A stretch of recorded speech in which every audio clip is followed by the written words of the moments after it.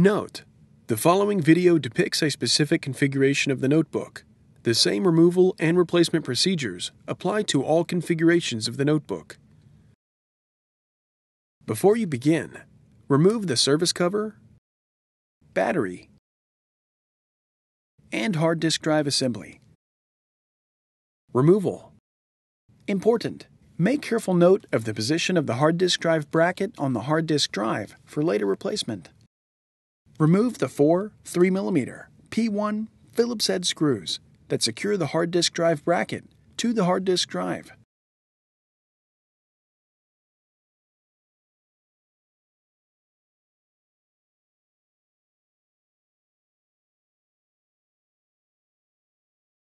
Remove the hard disk drive bracket from the hard disk drive.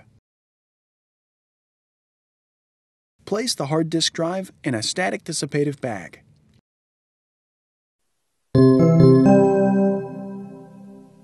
Replacement. Remove the hard disk drive from the static dissipative bag and position the hard disk drive so that the side with the label is face up. Place the hard disk drive bracket onto the hard disk drive.